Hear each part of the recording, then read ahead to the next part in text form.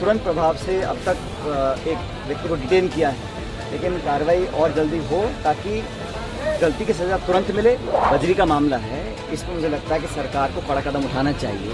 अगर कहीं कोई गैर कानूनी काम हो रहा है उसको अगर सरकार प्रशासन सख्ती से नहीं निपटेगी तो और लोगों के अंदर साहस बढ़ेगा इस प्रकार के काम करने के लिए। जो विपक्ष में है, हम लोग पूरी मांग रखेंगे सदन के अंदर सदन के बाहर कि इलीगल गैर कानूनी कोई भी कार्रवाई हो, कोई कितना बड़ा प्रभावशाली व्यक्ति हो, लेकिन उसके कहने पर अगर सरकार आंख मूंद लेगी और गैर कानूनी कार्रवाई होती रहेगी, उसको हम बर्दाश्त नहीं करेंगे। कुछ दिन पहले जो घटना हुई यहाँ पर बहुत दर्दनाक हादसा हुआ और हमारे नौजवान इस कांस्टेबल की मौत हुई।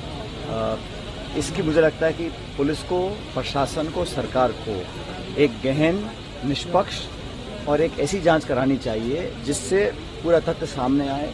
मैंने परिजनों से मुलाकात करी है और हम चाहेंगे कि सरकार इनके पूरे परिवार को जो मापदंड हैं उसके अनुसार पूरी मदद, सहायता, सहयोग करें। 3 छोटे बच्चे हैं, उनकी पढ़ाई, उनकी जो विधवा है उनके लिए धनराशि का संसाधन पर्याप्त मात्रा में पहुंच सकें और हर संभव सहयोग हम लोग भी करेंगे।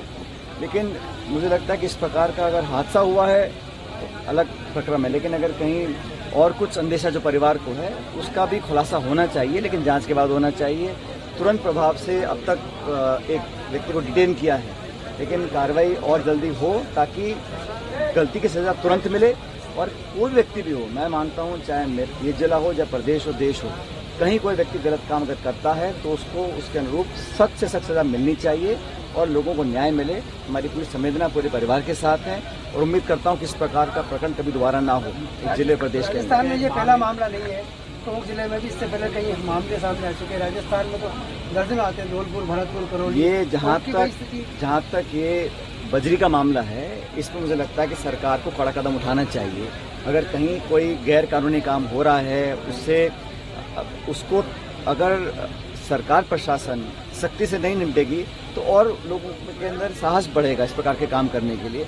और अगर इस ऐसी घटनाओं से लोगों का मनोबल टूटता है, कल ये नौजवान पुलिस में काम करता था, पूरी पुलिस फोर्स का मनोबल टूटेगा अगर हम लोग सख्ती से नहीं निपटेंगे। तो मैं तो आग्रह करूंगा सरकार से भी कि सारी बातें छोड़कर अगर गैर कानूनी इलीगल गतिविधि कहीं हो रही है उस पर तुरंत कार्रवाई करनी चाहिए। और हम लोग जो विपक्ष में हैं, हम लोग पूरी मांग रखेंगे सदन के अंदर सदन के बाहर कि इलीगल गैर कानूनी कोई भी कार्रवाई हो, कोई कितना बड़ा प्रभावशाली व्यक्ति हो, लेकिन उसके कहने पर अगर सरकार आंख मूंद लेगी और गैर कानूनी कार्रवाई होती रहेगी, उसको हम बर्दाश्त नहीं करेंगे।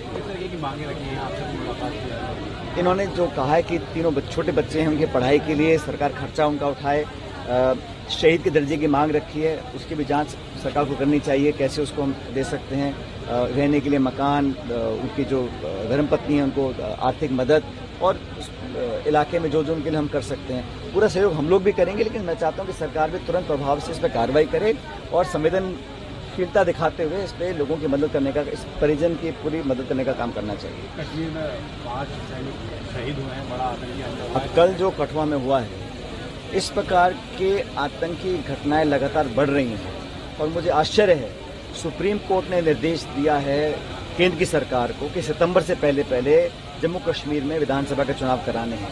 सरकार दावा करती सदन के अंदर, लोकसभा में, राज्यसभा में ये मामला बहुत बेहतर हो गया है, स्थिति नियंत्रण में है, वहाँ कोई अब गतिविधि नहीं है। लेकिन हमारे नौजवानों को अगर सीमा पार से शहीद लोग कर रहे हैं और उन पर घात लगाकर हमला हो रहा है, जाने जा रही हैं, तो कहीं ना कहीं सरकार का जवाब देना पड़ेगा।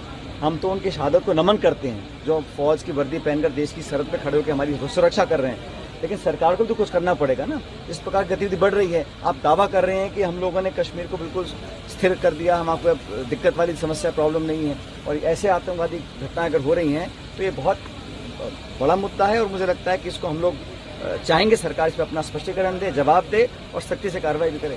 बजट से पहले आज कांग्रेस की बैठक हुई है 4 बजे इलाहाबाद में। आज हाँ, हम सब लोगों की विधायक दल की बैठक है, हम सब चर्चा करेंगे। देखिए, बजट कल आएगा और शायद बहुत दिनों बाद ऐसा हो रहा है कि राज्य सरकार का बजट पहले आ रहा है, केंद्र सरकार का बाद में आएगा। अब जो उन्होंने अंतरिम बजट पेश किया था, बहुत सारी बातें तो उस बजट की पूरी नहीं हो पाई हैं, तो देखते कल सरकार क्या बजट लेकर आती है। लेकिन जहाँ तक अब तक हमें रवैया देखा है, सरकार में तय नहीं हो पा रहा है कि कौन क्या जिम्मेदारी संभालेगा। आपस में इतना खिंचाव है, इतने सारे सत्ता के केंद्र बन चुके हैं, मंत्री इस्तीफा दे रहे हैं, वो स्वीकारा जा रहा है, अस्वीकार किया जा रहा है, किसी को मालूम नहीं है। तो असमंजस की स्थिति बनी हुई है। तो ये सरकार को मुझे लगता है अपने कार्यशैली को सुधारना चाहिए। जनता ने बहुमत देकर राज करने का आपको निर्देश दिया है और अभी सरकार को सिर्फ 6-7 महीने हुए हैं, लेकिन हर क्षेत्र में, आप ग्रामीण क्षेत्र में जाइए, सारे विकास के काम ठप पड़े हैं। जिन कामों की स्वीकृति हम लोग दे चुके थे हमारी सरकार में, जिनकी शासनिक स्वीकृति और आर्थिक स्वीकृति निकल चुकी है, उन कामों को भी पूरा नहीं कर पा रहे हैं। तो निर्माण काम, विकास के काम बिल्कुल ठप पड़े हैं। अब आचार संहिता का बहाना लेकर हम कब तक काम रोक के रखेंगे? तो हर क्षेत्र में बिजली पानी की जो किल्लत इस बार हुई है, शायद पहले इतनी कभी नहीं हुई। तो सरकार तो अपना काम नहीं कर पा रही है और मुझे लगता है कि जनता भी कल देखेगी किस प्रकार का बजट ये सरकार लेकर आती है। देखिए, शिक्षा मंत्री लगातार बयानबाजी कर रहे हैं, अभी डोटासरा जी को लेकर भी एक बड़ी बयानबाजी की, क्या देखते हैं शिक्षा मंत्री जी? नहीं, जो माननीय मंत्री इस प्रदेश के हैं, उनको मुझे लगता है अपना ध्यान अपने डिपार्टमेंट पे, अपने कामों पर और जनता की सेवा पे लगाना चाहिए और 24 घंटे सिर्फ बयान देना और विरोधियों पर टीका टिप्पणी करना